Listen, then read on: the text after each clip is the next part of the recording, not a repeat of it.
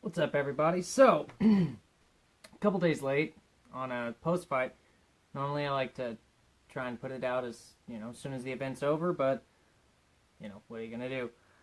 Just tackling the big who's and what's from this past weekend's UFC pay per view, UFC 221, Romero versus Rockhold, and it was a good card. I know a lot of the want and need is the way people view it nowadays is they want big names, they want big stars, they want biggest fights possible. But sometimes these cards will kind of sneak up on you, and even though they don't have like the Conor McGregors or the John Joneses or like the superstars, so to speak, they put out good product, and that was a good fight card, top to bottom. I don't have any complaints. There was only a couple of snoozers on there, so just a quick rundown. I got my handy dandy notepad and stuff down here. Start from the top to the bottom because everybody wants to hear about the big fight first. Luke Rockhold got flatlined by Yoel Romero. I mean, he was knocked out about as cold as you can get. The fight itself starts out, and Rockhold came out with a low kick heavy start, and he was putting pressure on Romero, but not the same kind of pressure that a Robert Whittaker did, where it's like he's constantly forcing Romero to use up his energy, burn that gas tank, because that's been one of the criticisms of Romero is that he fights kind of complacently, and you saw it at points in this fight. Excuse me. I don't know why I always got to burp or something when I start these off. But, so Romero comes out and he's kicking real heavy. Opened up a cut on his own shin, kicking Romero. Pretty much took the first round, I thought, pretty easily. Just started showing a little bit of a jab, something that, it's kind of late in your career for a guy like Rockhold who's been fighting for a decade plus now. It's a little late in your career to start showing that now. But no reason to not work on it and to not broaden your game, to not improve. But second round comes out and Romero blitzes at Rockhold. Just swinging left, right, left, right, left, right, left, right. And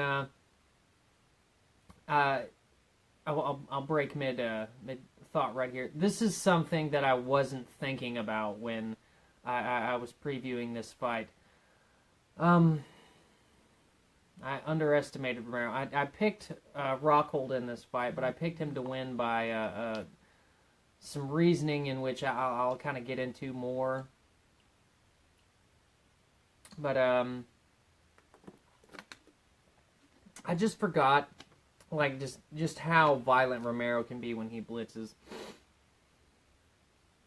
Like, I've just seen him, like, for some reason in my mind, I had him just as more of like a one-strike guy, and that he wouldn't throw forward on combinations like he did against Rockhold. It was sloppy, but it was what Romero could do to outdo Luke Rockhold. Because Rockhold came out and he was kind of standing right in front of him, throwing some kicks, pumping that jab. He really started picking up on the jab. He was throwing a 1-2 in the first round, carried that in the second. It was one jab, jab, jab, cross, jab, jab, cross, throwing in some low kicks, and then Romero blitzed him.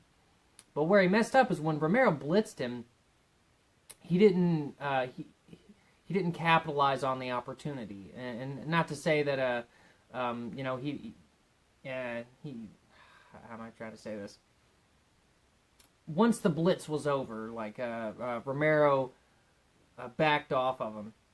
He should have went back to putting pressure on him, because that was one of the issues that you saw in Romero's performance against Robert Whittaker. Is once he used all that, he went on one of those blitzes, Robert Whittaker put the pressure on him and didn't let him regain that energy that he expended. He kept him working.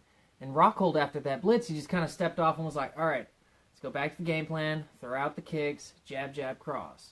Jab, jab, cross. He fought a very Yoel Romero-paced fight, a fight that Yoel could thrive in.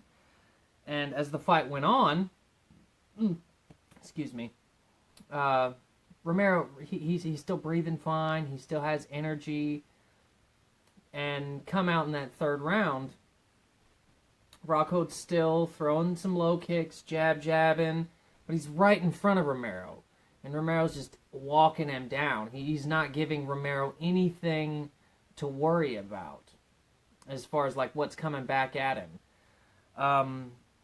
And after all of Rockhold's jab, and Romero's like, hey, I can double jab too. And he, one, bow, throws a left straight right over the top and catches Rockhold like right about on the ear, towards the back of the head, right about here on the ear. And Rockhold goes down in a slump. And one more big shot from Romero was all it took. And, he was pretty much done once he hit the canvas. I've seen enough guys get knocked out to be like, ooh, yeah, that's it. But the way he fell, it was over right there. And the extra shot was just, the ref not getting between him quick enough. And, I remember Joe Rogan talking about this on his podcast this week. That it's like, if that was a Frankie Edgar and he went down off of that shot, you'd want to see, with Frankie's great ability to recover and get back to his feet and overcome the adversity, would Rockhold been able to do it? No, Romero just hit him with one more shot and put him unconscious. So, big win for Romero. Another top middleweight, on his checklist. As far as what's next for him, he's going to fight Robert Whittaker. Dana White said that's all but done. I know people bring up a lot of the fact it's like, oh, he missed weight. Chris Weidman saying he deserves the next shot, but it makes sense. It was a good fight. I was more interested to seeing Rockhold and Whittaker fight because I haven't seen those two fight. We might have seen a similar result, but it would have been interesting to see a different style matchup for Whittaker. But so yeah, Romero he's still just so dangerous, and he didn't even have to go to his wrestling in this fight, which maybe that was something that they had game planned. I know he was supposed to be fighting David Branch a couple weeks later at a UFC event, but hats off to him. He knocks out another top 10 middleweight, top 5 middleweight for that. And I'll look forward to seeing that Whittaker fight again. It's not a fresh fight, but it's going to be a good fight. That's a fight anybody who is an MMA fan can get behind. Just because Robert Whittaker is one of these young guns, and I look forward to any time I can see him perform. I like that matchup just because it gives Robert Whittaker a second go around. It's like, how can I perform better on it? How can I do better? And to be honest, with as much as Robert Whittaker's had to overcome with his health as of late, with the knee injury, with the staph infection in his stomach, a similar matchup and not something new to game plan on, something they can just expound on the last way they tackled the fight. It might be good for him, just to not have to face off against some different monster and come up with something different and do some adjustments. A similar fight plan would be good. But for Romero, yeah, his game plan for the Whittaker fight would be, try and conserve that energy,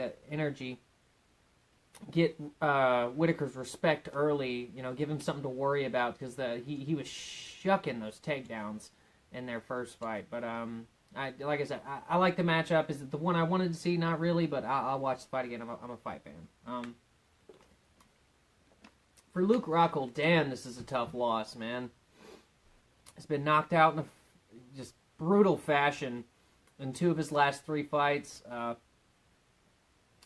At the top of that middleweight division, though, you just need a couple wins, and he could be right back up there. But he has expressed interest in moving to 205. I think the move to 205 would be good for him. He's not cutting all that weight. But at the same time, I know a lot of guys think changing weight classes will fix the problem that they're having. You're going to have to work on some of those deficits. Guys have realized if they can back him up to the cage and unload on him, that defense just isn't quite there.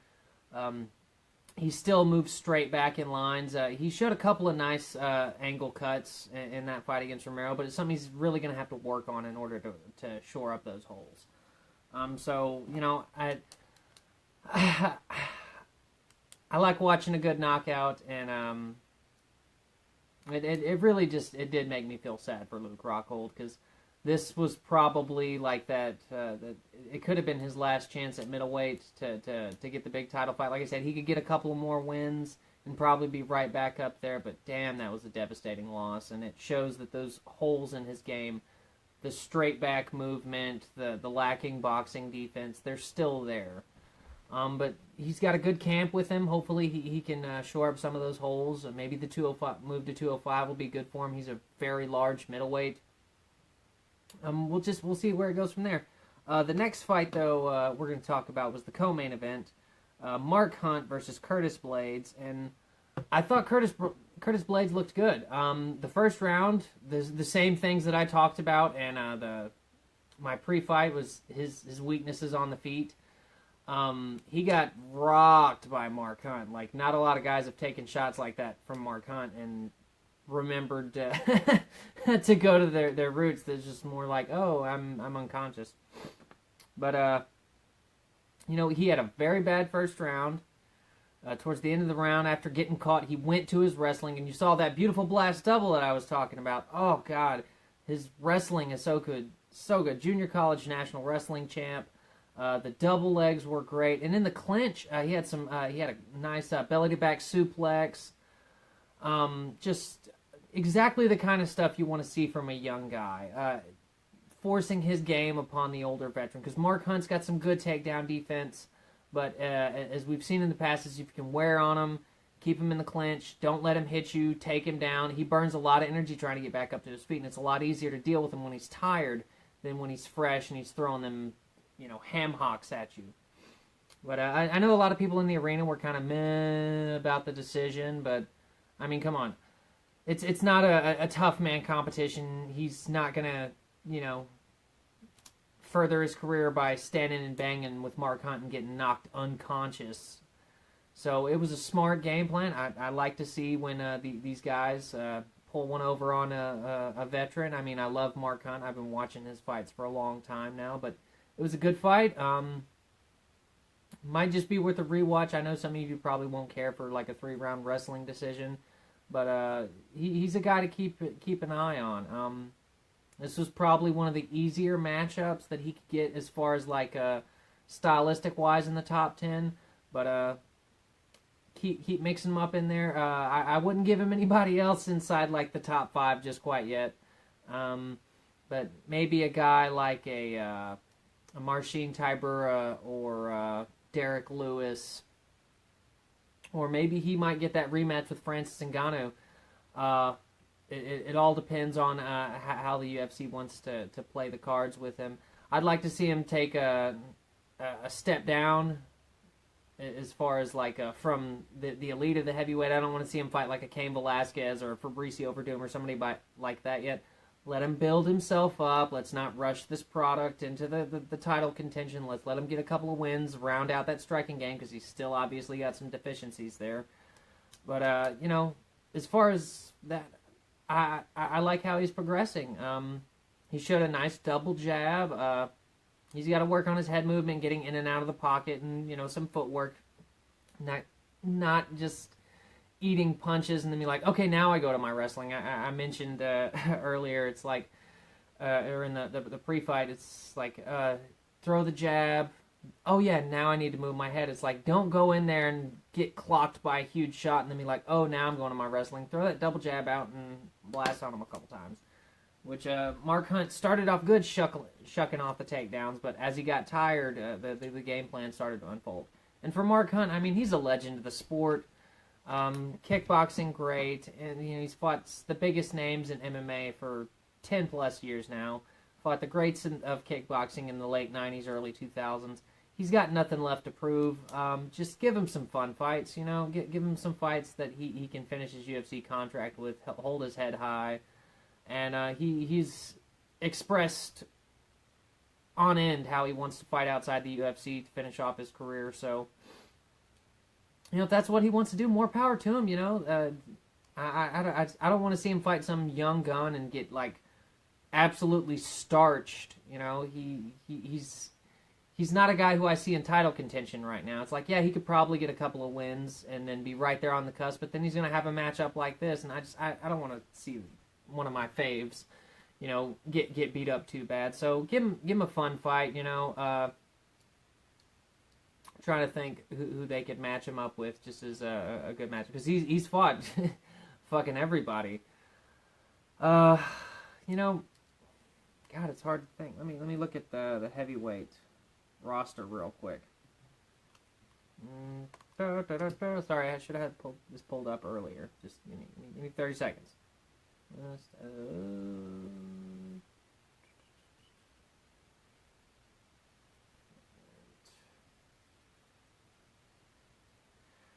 I don't want to see him keep getting knocked out and ground out by these young guys. Give him some fights he can win. Like put him on the Sydney cards or the Australia cards, or something that's not gonna be too hard on him. Hold on. All right. I'm there.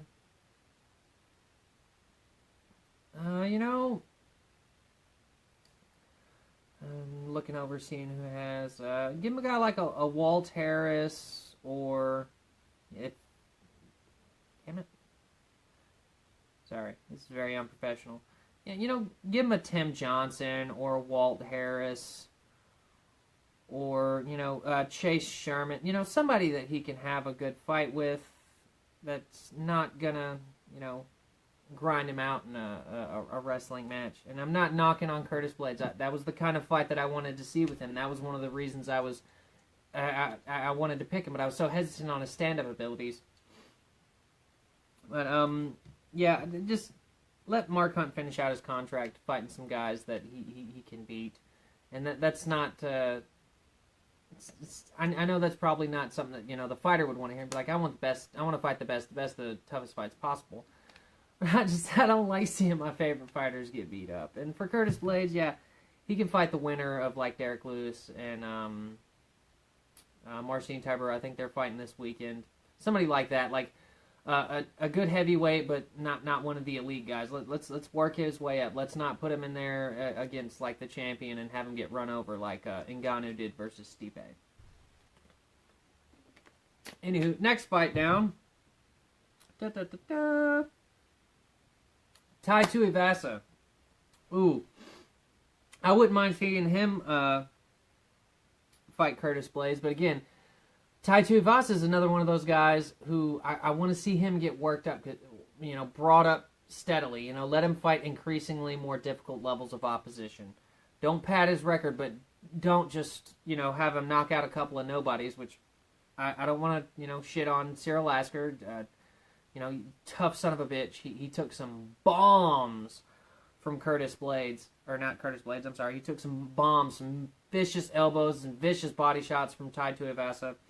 But not an elite heavyweight. I remember talking leading up to this fight, like the last guy I remember seeing him fight was like a 3-0 dude. So let's bring Tai Tuivasa up slowly, just like what we're talking about with Curtis Blades, because the heavyweight division needs young up-and-comers. They need new blood in there. Like the closer end of the top 10 is all guys in like their mid-late 30s, and I think like Fabricio Verdum and Mark Hunt are in their 40s, like 40, 42, something like that. So I was very that's the kind of fight I expected from Tuivasa, being a Mark Hunt protege. I've been very impressed with what I've seen from him. It's been 2 fights, 2 knockouts. Everybody loves a good knockout artist, and he's got a great personality. I mean, in the arena post-fight, he was drinking beer from a shoe. And, that's the kind of personality stuff you want to see. It was a great night for the Aussies. Or the Kiwis, or, I want to call a New Zealander an Aussie, It's kind of rude to them. But, yeah, for Cyril Lasker, he just seems like one of those guys who's going to be there until he's not, as far as like a ranking standpoint wise. I haven't seen anything from him in particular that makes me believe he's going to make a run at the title. But hey, he might surprise me. Like I said, I'm not trying to dog on the guy's skills. I'm purely from an analysis standpoint. Give him a good winnable fight, or a tough matchup on a guy similar to his level. And same for Tuivasa, just keep stepping up that increase in skill as far as his opponents. Go back over to the heavyweight rankings, see who I might like to see him fight next. Come on.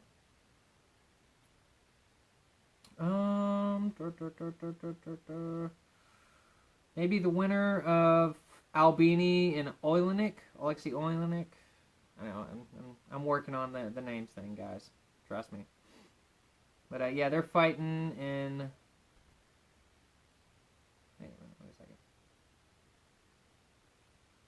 says they're fighting in Rio, but we're past UFC 214, fellas.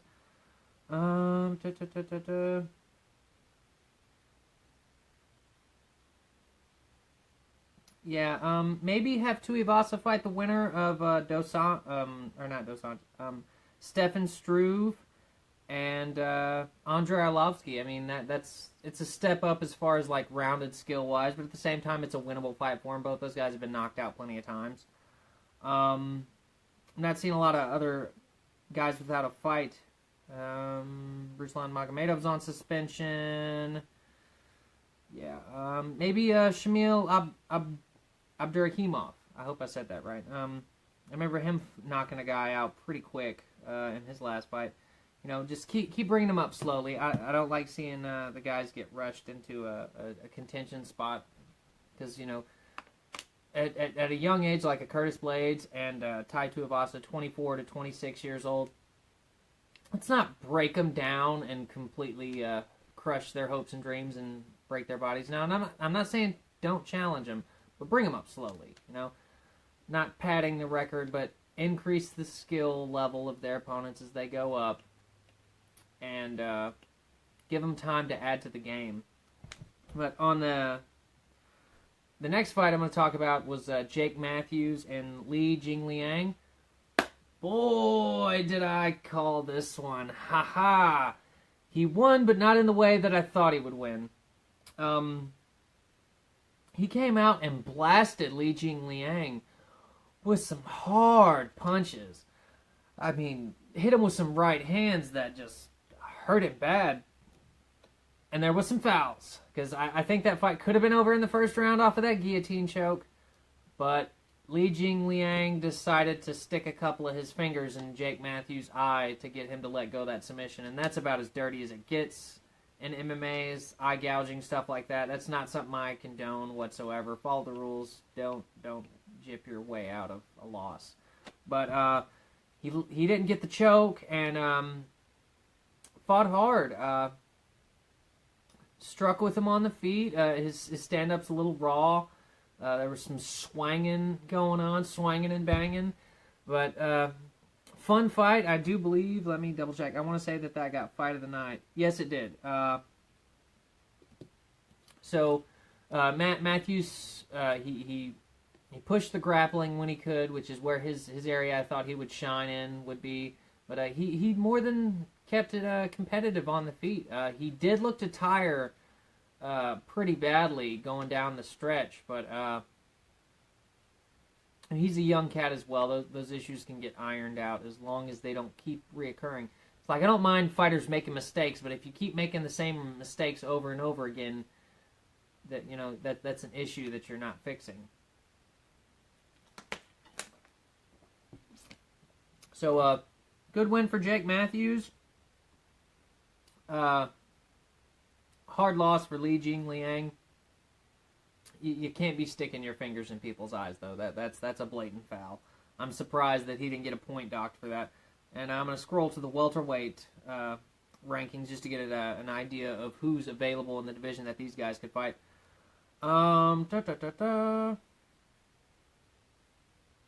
For Jake Matthews, let's not. He's got some losses, so just keep him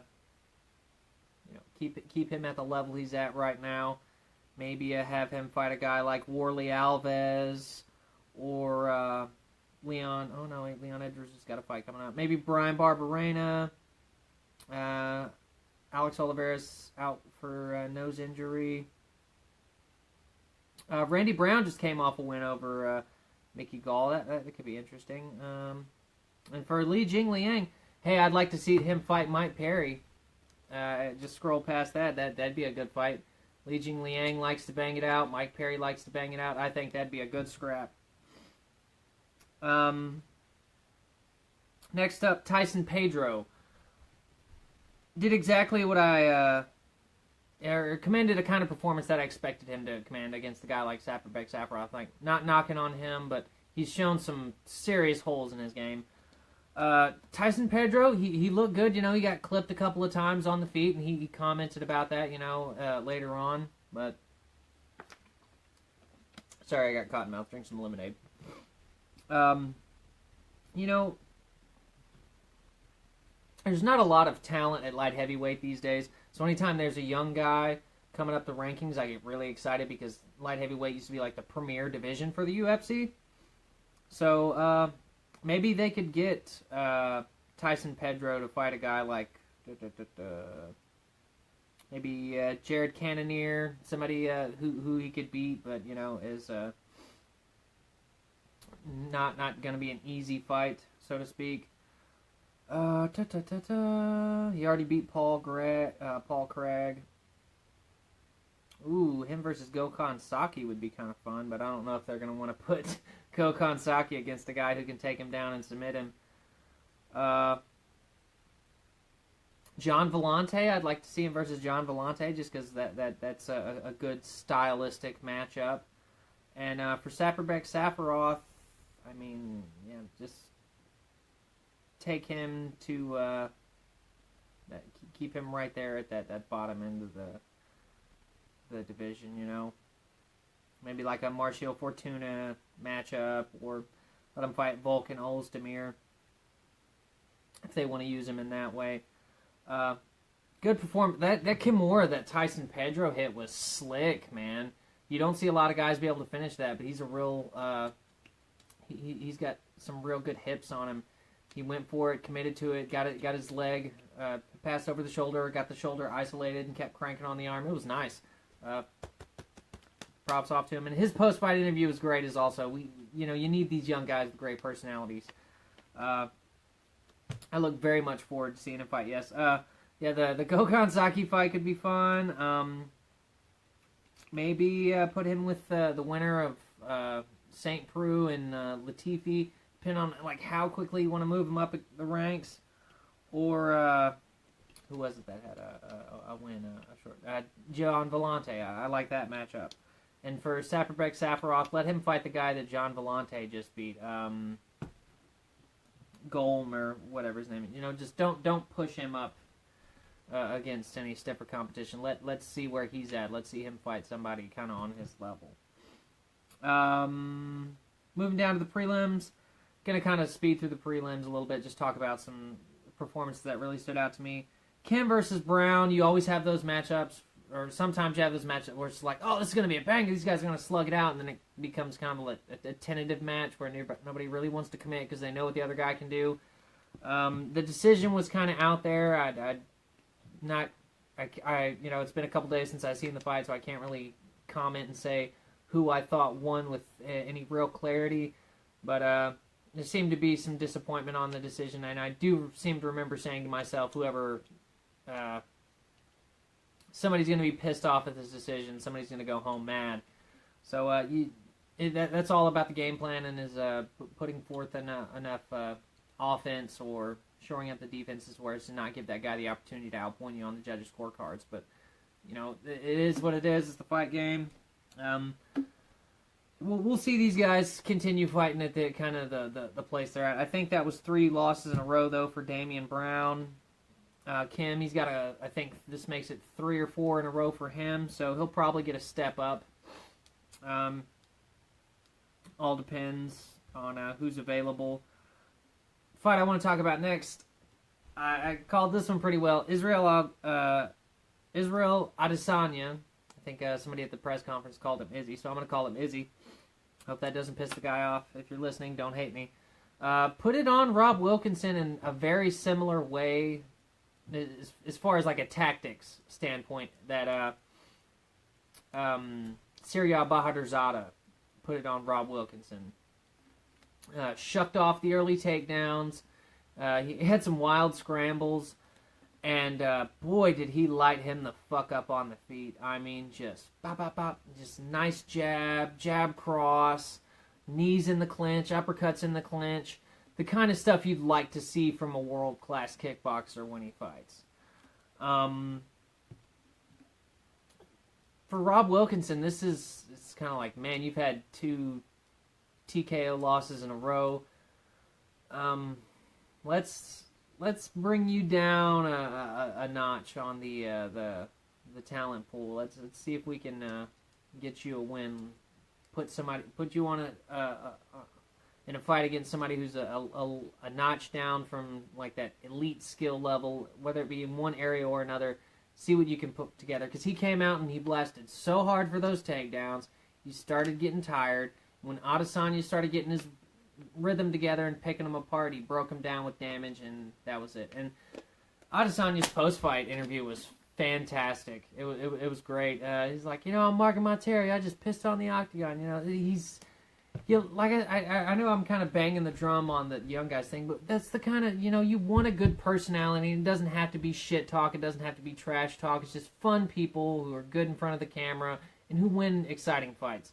I always like it when a kickboxer comes over. Crow Cop's one of my favorite heavyweights ever, and he was a former kickboxer, former anti-terrorist commando, like that.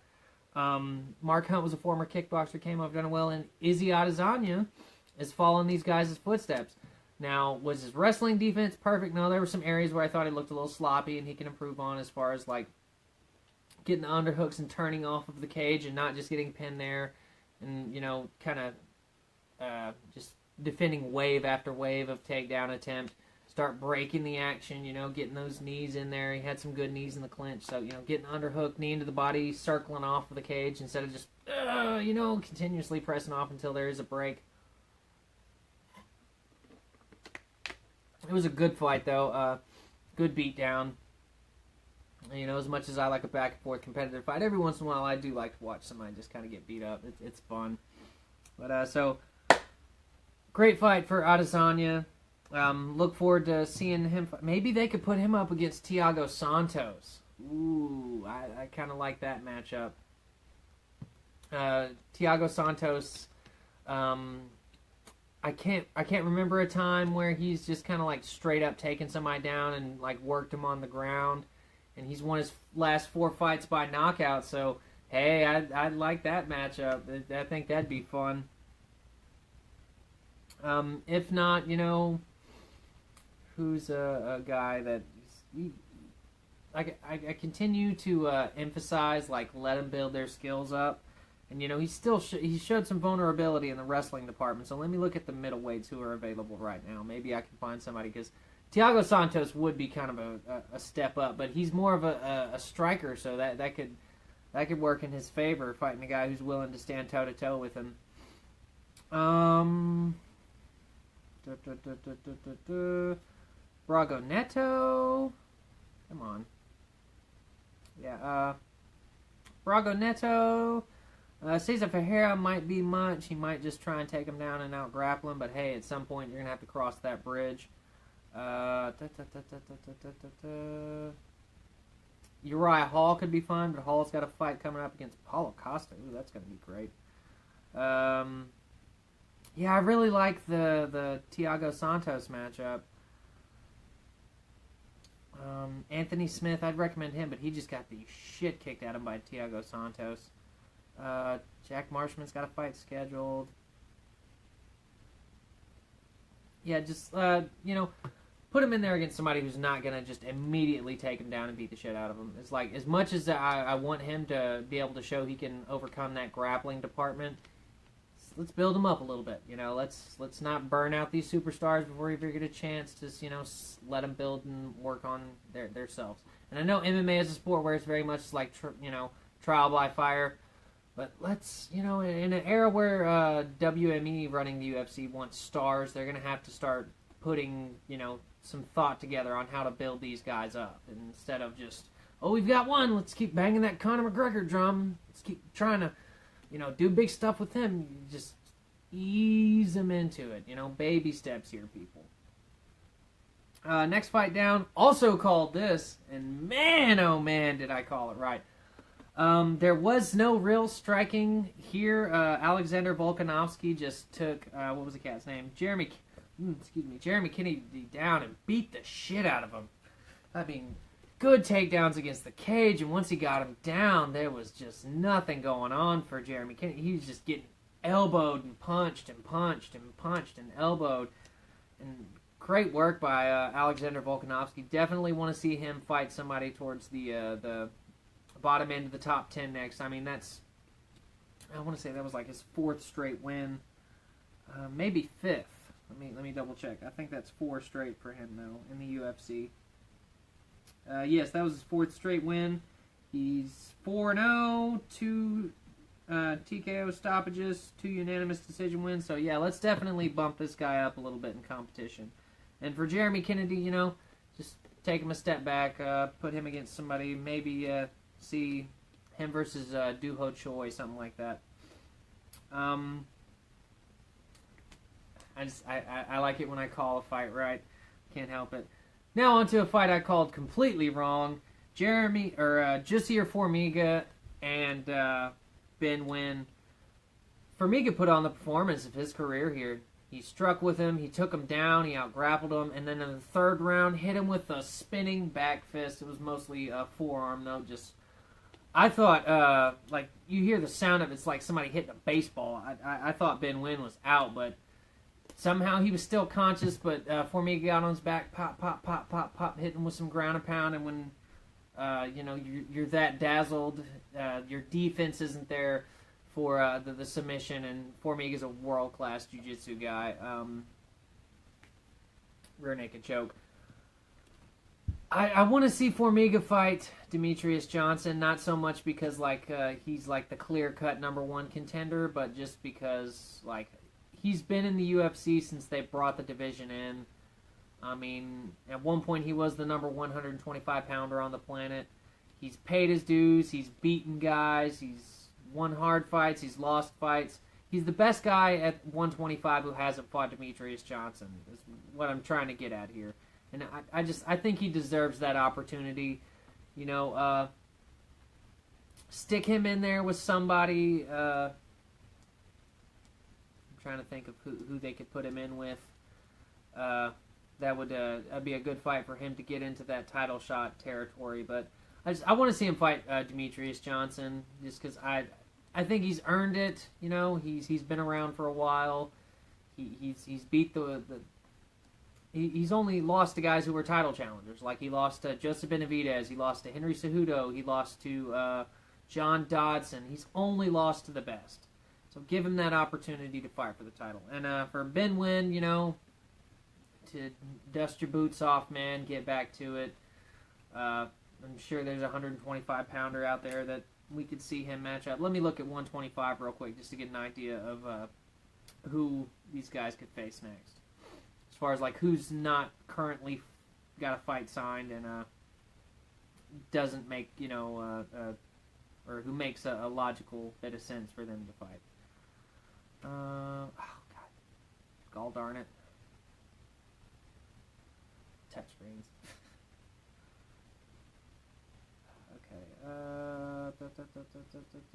Scrolling. Come on. Featherweights, no. Flyweights. Sorry, one of these days I'm going to get this down, guys. Alright, flyweights. I'd really like to see Benavidez come back. Sorry, that's a side note. He's been out for a while. God damn it. Come on. Pardon my French. Come on. Here we go. I want to say Dustin Ortiz just had a brutal, a nice one-punch knockout.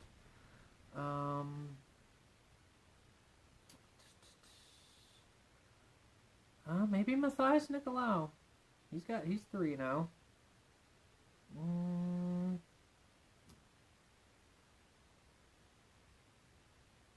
Maybe Ben Nguyen could fight Magomed Bibitalov. No, he's fighting Oka Sasaki next.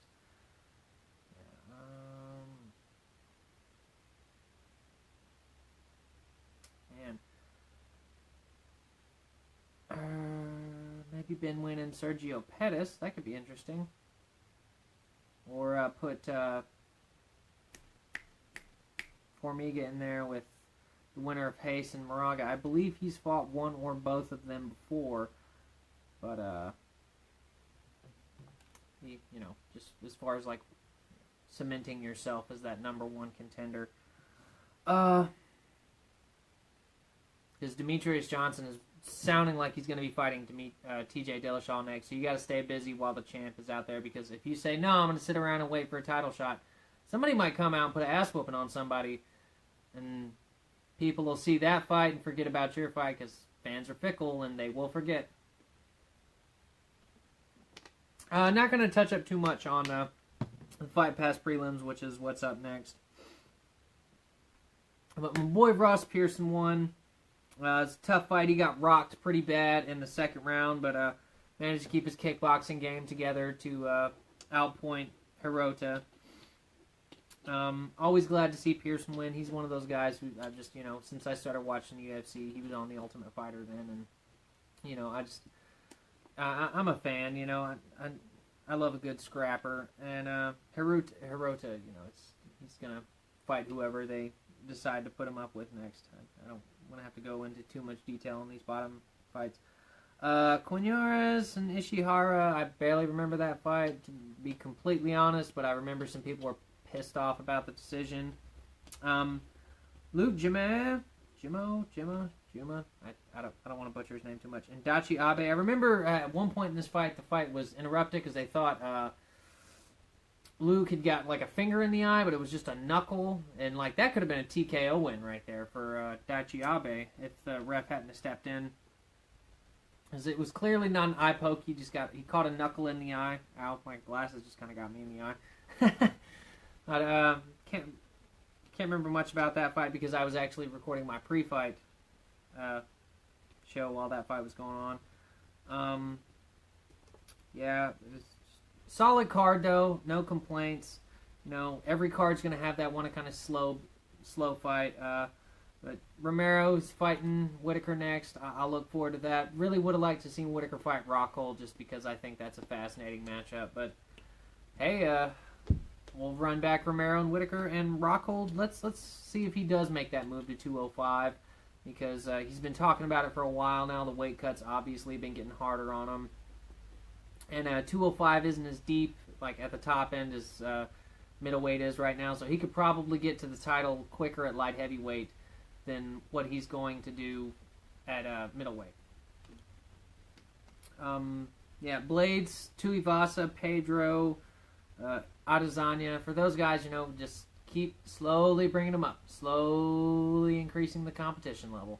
Now the problem is some of those divisions, it's like you have not title contender, and then there's a huge gap between the top of the division. So it'll be tough to see how they go, but I look forward to just about any fight. I'm gonna wrap up there. This weekend though, we have a shit ton of fights. God, we have Danny Garcia and Brandon Rios on Showtime. George Groves and Chris Eubank Jr. in the Super Middleweight Boxing Super Series. We got Roy Nelson and Matt Mitrione. Cowboy Cerrone versus Yancy Menderos on FS1. We got Victor Ortiz and Devin Alexander. Holy shit, we've got a lot of fights. That's all between Friday and Sunday this weekend. So there's a bunch of good fights on. I'm going to try and do a couple of videos to talk about these. Saturday night, though, as well, Boys and Girls Club here in Hot Springs is having a night. These programs are very important to me because it's another outlet for young athletes to express themselves. Not everybody can play football or basketball. So if you're Hot Springs local and you hear about that, I know I posted about it on the Arkansas Herald Facebook page. So if you're in town, you want to see some boxing, come show some support for these kids in these programs. As always, Covenant College Martial Arts Talk on Facebook, at Martial Arts Talk on Twitter. You can also find your local Hot Springs news at Arkansas Herald. I think they have a Twitter account now. As far as that, thanks for listening. Signing off.